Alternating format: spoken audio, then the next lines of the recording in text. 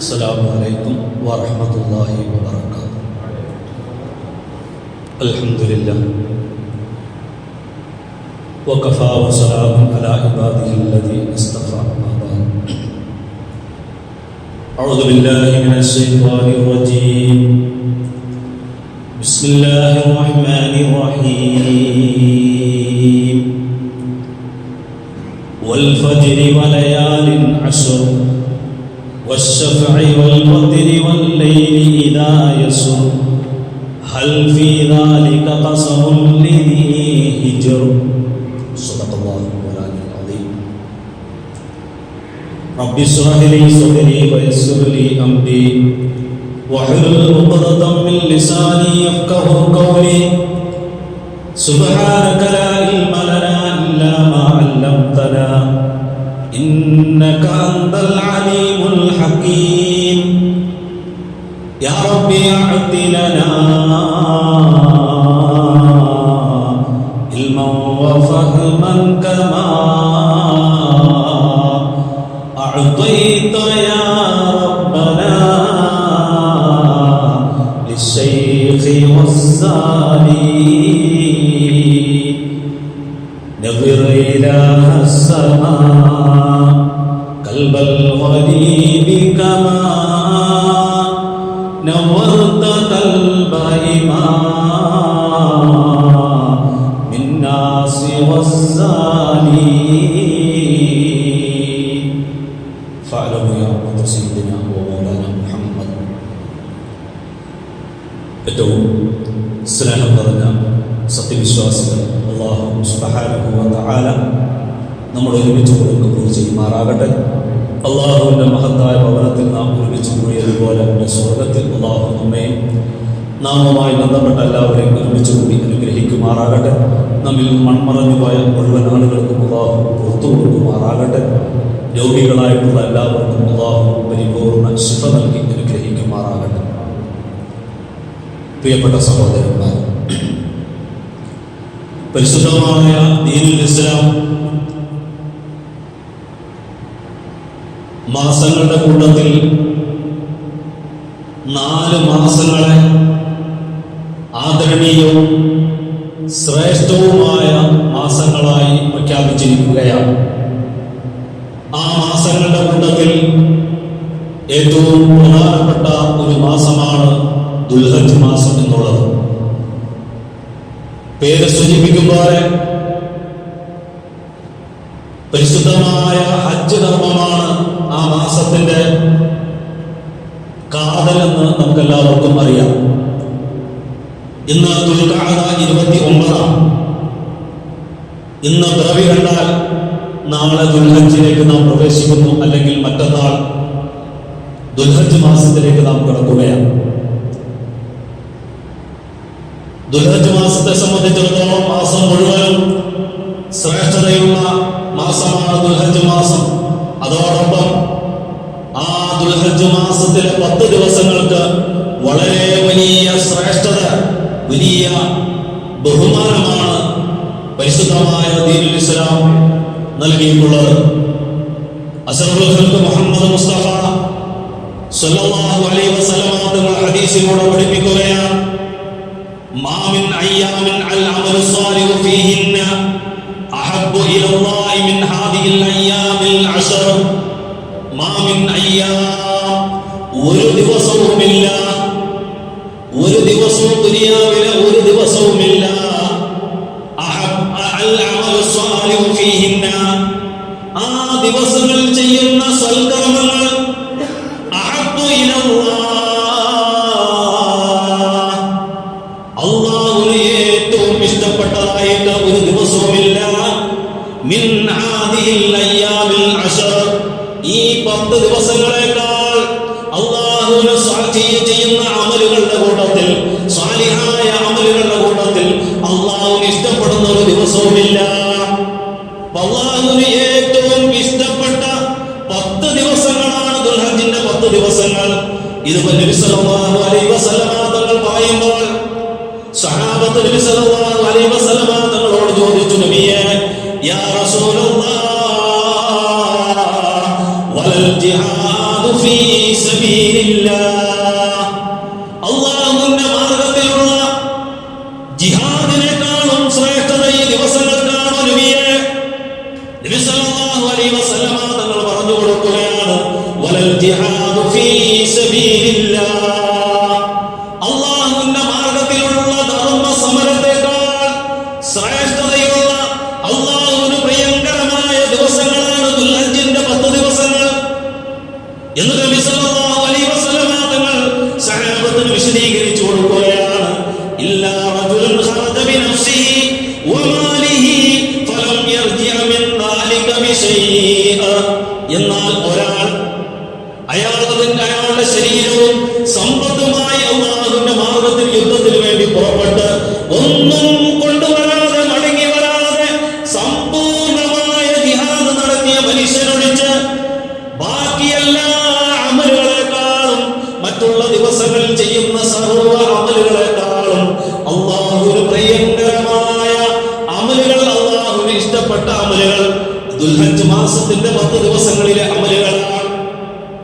പ്രിയപ്പെട്ട സഹോദരന്മാരെ, അസ്റഫുൽ ഖൽഖ് മുഹമ്മദ് മുസ്തഫ സല്ലല്ലാഹു അലൈഹി വസല്ലമ തങ്ങൾ ഈ ഹദീസിലൂടെ 2 കാര്യങ്ങളാണ് നമുക്ക് പറഞ്ഞു തരുന്നത്.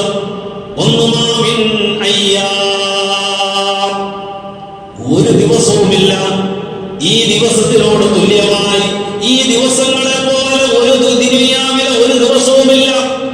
അത്രത്തോളം ശ്രേഷ്ഠതയുള്ള ദിവസമാണ് ദുൽഹജ്ജിന്റെ 10 ദിവസങ്ങൾ. രണ്ടാമത് നബി സല്ലല്ലാഹു അലൈഹി വസല്ലമ തങ്ങൾ ഈ ഹദീസിലൂടെ പഠിപ്പിക്കുന്നത്, ഈ 10 ദിവസങ്ങളിൽ ചെയ്യുന്ന അമലുകൾ അതിന്റെ ശ്രേഷ്ഠത അത്ര വലിയതാണ്, അത്ര മഹത്തരമാണ്. ഈ 10 ദിവസങ്ങളിൽ ചെയ്യുന്ന അമലുകൾക്കുള്ള പവർ, അതിന്റെ ശ്രേഷ്ഠത അതീവ ശ്രേഷ്ഠതയുള്ള അമലുകളാണെന്ന് നബി സല്ലല്ലാഹു അലൈഹി വസല്ലമ തങ്ങൾ ഈ ഹദീസിലൂടെ നമ്മെ പഠിപ്പിക്കുകയാണ്. പ്രിയപ്പെട്ട മുഅ്മിനീ സഹോദരങ്ങളെ, എന്തുകൊണ്ടാണ് ഈ ദുൽഹജ്ജിന്റെ 10 ദിവസങ്ങൾക്ക് ഇത്രത്തോളം ശ്രേഷ്ഠത കൈവരാനുള്ള കാരണം? മഹാനായ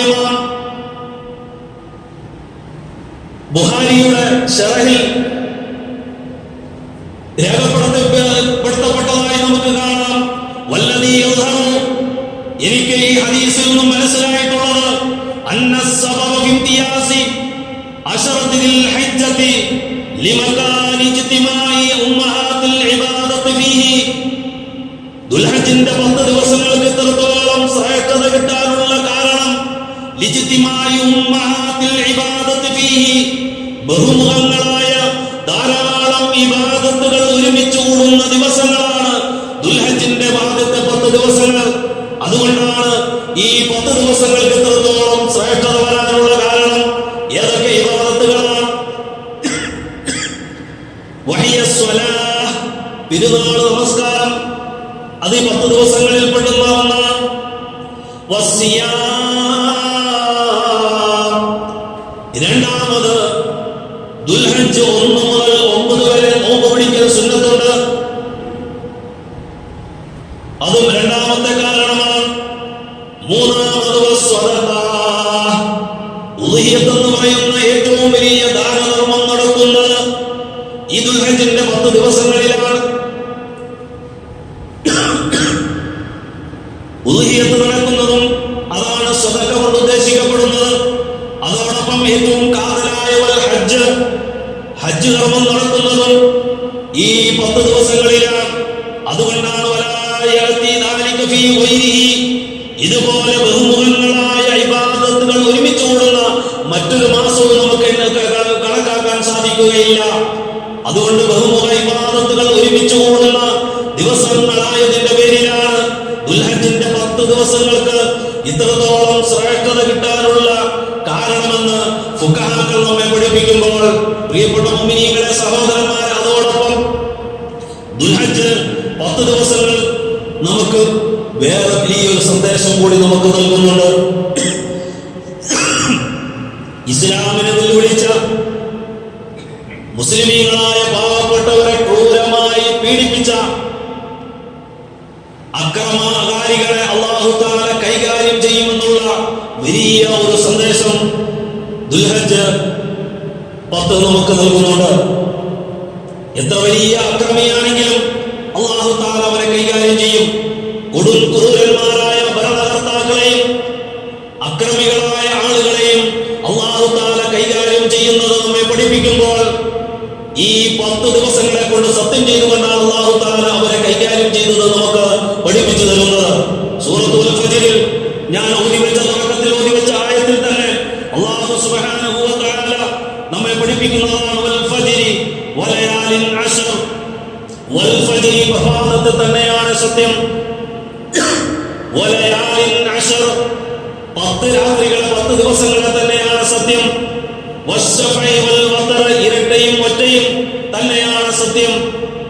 അറഫാ ദിവസവും പെരുന്നാളിന്റെ ദിവസവും തന്നെയാണ് സത്യം. വല്ലൈലി ഇദാ യസ്ർ രാത്രി അത് ചലിച്ചുകൊണ്ടിരിക്കുമ്പോഴുള്ള രാത്രിയെ തന്നെയാണ് സത്യം. ഹൽ ഫീ ദാലിക ഖസമുൽ ലിദീ ഹിജ്ർ ബുദ്ധിയുള്ളവർ ഇതിൽ ചിന്തിക്കാൻ വകയില്ല. അലം തറ കൈഫ ഫഅല റബ്ബുക ബിആദ് ആദ് ഗോത്രത്തിനോട് അല്ലാഹു സുബ്ഹാനഹു വ തആല എപ്രകാരമാണ് പ്രവർത്തിച്ചത് നബിയെ കണ്ടില്ലയോ? ഇറമാത്തിൽ ഇമാദ് അതായത് ഇറം ഗോത്രക്കാരോട് ദാത്തിൽ ഇമാദ് വലിയ തൂണുകളുടെ ഉടമകളായ ഇറം ഗോത്രത്തിനോട് അല്ലാഹു തആല എപ്രകാരമാണ് പ്രവർത്തിച്ചതെന്ന് നബിയെ കണ്ടില്ലേ?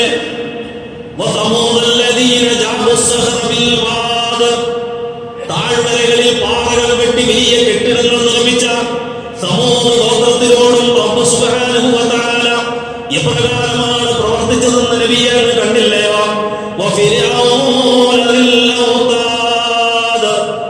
ആണികളുടെ ഉടമകളായ ആണികളെ കൊണ്ട് കുരിശിൽ തറച്ചുകൊണ്ട് ശിക്ഷിക്കുന്ന ഫിറഔനോടും റബ്ബ് സുബ്ഹാനഹു വ തആല പ്രകാരമാണ് പ്രവർത്തിച്ചത് നബിയെ കണ്ടില്ലയോ? അല്ലദീന തറൂ ഫിൽ ബിലാദ് എങ്ങനെയുള്ളവരായിരുന്നു അവർ നാടുകളിൽ അതിക്രമം കാണിച്ചവരാ. ഫഅക്സറൂ ഫീഹൽ ഫസാദ് അവരുടെ കുഴപ്പം നാടുകളിൽ വ്യാപകമായി. അങ്ങനെ അല്ലാഹു സുബ്ഹാനഹു വ തആല അവരെ കൈകാര്യം ചെയ്യുകയാണ്. ഫസബ്ബ അലൈഹിം റബ്ബുക സൗത അദാബ് അങ്ങനെ അവരുടെ അതിക്രമം രാജ്യത്ത് മുഴുവൻ വ്യാപിച്ചപ്പോൾ ഫസബ്ബ അലൈഹിം റബ്ബുക സൗത അദാബ് അല്ലാഹു ശിക്ഷയുടെ ചമ്മട്ടി ചാട്ടവാർ അവരിലേക്ക് പ്രയോഗിക്കുകയാണ്. അല്ലാഹു സുബ്ഹാനഹു വ തആല അവരെ കൈകാര്യം ചെയ്യുകയാണ്.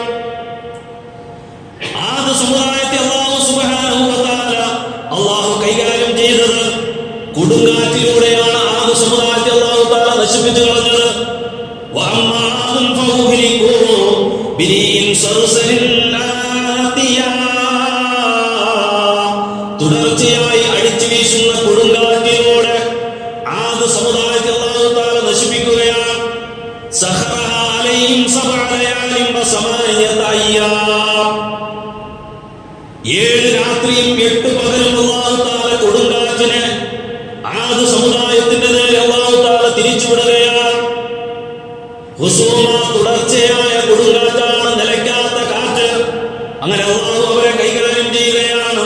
എന്നിട്ട് അല്ലാഹു തആല പറയുകയാണ്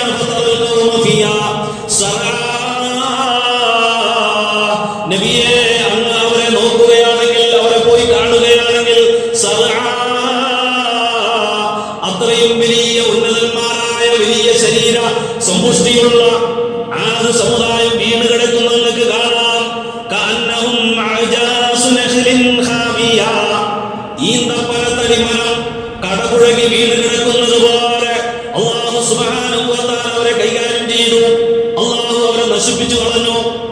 രണ്ടാമത് സമൂഹ ഗോത്രത്തെ നെഞ്ചു പിളർന്നു പോകുന്ന, പൊട്ടിപ്പോകുന്ന ഘോര ശബ്ദത്തിലൂടെ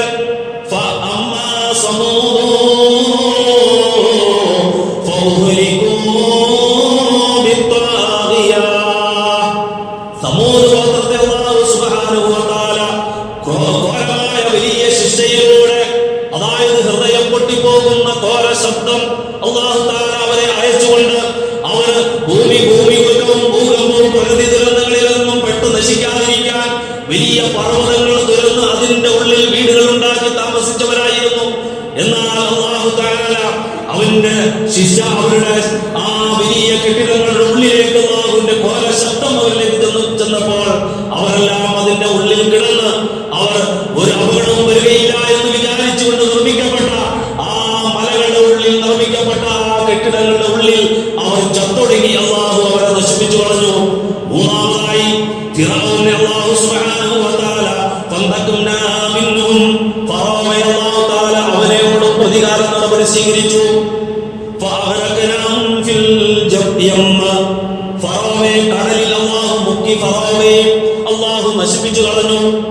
പ്രിയപ്പെട്ട സഹോദരന്മാരെ, ഞാൻ പറഞ്ഞു വന്നത് ഇങ്ങനെ ക്രൂരന്മാരായ ആളുകളെ കൈകാര്യം ചെയ്യുന്നത് നമുക്ക് പറഞ്ഞു തരുന്നതിന് മുമ്പ് അല്ലാഹു തആല ഈ 10 ദിവസങ്ങളെ കൊണ്ട് സത്യം ചെയ്തുകൊണ്ട് അല്ലാഹു തആല ഈ ക്രൂരന്മാരായ ഭരണകർത്താക്കളെയും ഈ ക്രൂരന്മാരായ ആളുകളെയും അല്ലാഹു തആല കൈകാര്യം ചെയ്ത് നമ്മളെ പഠിപ്പിക്കുമ്പോൾ ഏത് വലിയ കൊമ്പനും ഒരു നാൾ അവന്റെ കൊമ്പവൻ താഴെ കുത്തുക തന്നെ ചെയ്യും. നമ്മുടെ തെരഞ്ഞെടുപ്പ് അടുത്ത് കഴിഞ്ഞുപോയ തെരഞ്ഞെടുപ്പ് നൽകുന്ന പാഠവും അത് തന്നെയാണ്. ഭരണഘടന തിരുത്തി എഴുതണമെന്ന് പറഞ്ഞുകൊണ്ട് രംഗപ്രവേശം ചെയ്ത ആളുകളെ ജനങ്ങൾ തന്നെ തിരുത്തി. ബാബരി മസ്ജിദ് പൊളിച്ച് ആ സ്ഥലത്ത് രാമക്ഷേത്രം പണിത ആ സ്ഥലത്ത് അല്ലാഹു തആല അവരെ പരാജയപ്പെടുത്തി. ഹരിയാനയിൽ മുസ്ലിങ്ങളെ കുറിച്ച് വിദ്വേഷ പ്രസംഗം നടത്തിക്കൊണ്ട് വോട്ട് പിടിക്കാൻ വേണ്ടി ശ്രമിച്ച സ്ഥലത്ത് 2.5 ലക്ഷം വോട്ടിൽ അല്ലാഹു തആല അവരെ പരാജയപ്പെടുത്തി. ഇത് അല്ലാഹുവിന്റെ തർത്തീബാണ്. എത്ര വലിയ കൊലകൊമ്പനെയും അല്ലാഹു തആല കൈകാര്യം ചെയ്യുമെന്നുള്ളതാണ്. ദുൽഹജ്ജ് 10 നമുക്ക് നൽകുന്ന ഒരു പാഠം, ഒരു സന്ദേശം അത് തന്നെയാണ്. അവസാനമായി പറയട്ടെ, അതുകൊണ്ട് പ്രിയപ്പെട്ട മുഅ്മിനീങ്ങളെ, സഹോദരന്മാരെ, ദുൽഹജ്ജ് മാസം നാളെ അല്ലെങ്കിൽ നാളത്തെ കഴിഞ്ഞ് നമ്മിലേക്ക് സമാഗതമാകുമ്പോൾ ഒന്നാമതായി നാം ചെയ്യേണ്ടത് ദുൽഹജ്ജ് മാസം തുടങ്ങുന്നതിന് മുമ്പ് ഉദ്ഹിയ്യത്ത് അറക്കാൻ ഉദ്ദേശിച്ചിട്ടുള്ള മുഴുവൻ സഹോദരന്മാരും ആ മാസം തുറക്കുന്നതിന് മുമ്പ് അവരുടെ മുടികൾ വെട്ടാനുള്ളവരുണ്ടെങ്കിൽ അത് വെട്ടുക, നഖങ്ങൾ വെട്ടി നീക്കിക്കളയാനുള്ളവരുണ്ടെങ്കിൽ അതെല്ലാം വെട്ടി റെഡിയാവുക. കാരണം ദുൽഹജ്ജ് മാസം പ്രവേശിച്ചതിന് ശേഷം ഉദ്ഹിയ്യത്ത് അറക്കാൻ ഉദ്ദേശിച്ചവൻ അവകൾ വെട്ടൽ, രോമങ്ങൾ നീക്കിക്കളയൽ കറാഹത്താണ്. അതുകൊണ്ട് അതിന് മുന്നോടിയായി അതിലേക്ക് കടക്കുവാൻ തയ്യാറാകുവാൻ എല്ലാവരും ശ്രദ്ധിക്കുക. രണ്ടാമത് ദുൽഹജ്ജ് 1 മുതൽ 9 വരെ നോമ്പ് സുന്നത്തുണ്ട്. ആ നോമ്പ് പിടിക്കാൻ കഴിയുന്നവരെല്ലാം നോമ്പ് പിടിക്കുക. വല്ല നോമ്പുകളും നഷ്ടപ്പെട്ടു പോയിട്ടുണ്ടെങ്കിൽ അത് കളാ വീട്ടാൻ വേണ്ടി ഈ ദിവസങ്ങൾ ഉപയോഗപ്പെടുത്തുക. മൂന്നാമത് ഉദ്ഹിയ്യത്ത് വാങ്ങാത്തവർ, ഇനിയും ഉദ്ഹിയ്യത്തിന് തയ്യാറാകാത്ത ആരെങ്കിലും ഉണ്ടെങ്കിൽ അതിനുള്ള ഏർപ്പാടുകൾ ചെയ്തുകൊണ്ട് അതിന്റെ ഷെയറുകളിൽ ചേർന്നുകൊണ്ട് ഉദ്ഹിയ്യത്ത് കർമ്മത്തിൽ പങ്കെടുക്കാൻ വേണ്ടി ശ്രമിക്കുക. കാരണം നാളെ പരലോകത്ത് രക്ഷപ്പെടാനുള്ള രക്ഷാമാർഗമാണ് ഉദ്ഹിയ്യത്ത് എന്നുള്ളത്. അതുകൊണ്ട് ഉദ്ഹിയ്യത്ത് കർമ്മത്തിൽ ചേരാത്തവർ അതിനുവേണ്ടി പരിശ്രമിക്കുക. നാലാമതായി, മൃഗത്തെ വാങ്ങിയവർ പലപ്പോഴും പലരും പറയാറുള്ളത് പോലെ ആ തലേന്ന് കൊടുന്നാൽ പിന്നെ പിറ്റേന്ന് നടത്താൻ മതിയോ? അത് പോരാ. ഉദയത്ത് മൃഗം ഞാനൊക്കെ അങ്ങനെയായിരിക്കും, പക്ഷെ അതല്ല നിയമമാണ് പറയട്ടെ. ഉദയത്ത് മൃഗം നമ്മൾ കൊടുത്തതിനെ പരിപാലിച്ച് അതിനോട് സ്നേഹം പ്രകടിപ്പിച്ച് നമ്മളൊരു മോനെ അറക്കാൻ കൊണ്ടുപോകുന്ന അത്ര വിഷമത്തോടു കൂടിയായിരിക്കണം അതിനെ അറക്കാൻ വേണ്ടി നാം കൊണ്ടുവരേണ്ടത്. അത്രത്തോളം അതിനെ റെഡിയാക്കി വേണം നാം ഉദയത്തിന് കൊണ്ടുവരാൻ. അതുകൊണ്ട് നാം പരമാവധി വീട്ടിൽ സൗകര്യങ്ങളും ഒക്കെ ഉള്ളവർ ആ രീതിയിൽ പരിപാലിച്ചുകൊണ്ടായിരിക്കണം ഉദയത്ത് കർമ്മത്തിന് വേണ്ടി വരേണ്ടത്, അതിനുവേണ്ടി തയ്യാറാകേണ്ടത് എന്നുകൂടി ഓർമ്മപ്പെടുത്തിക്കൊണ്ട് നിർത്തുകയാണ്.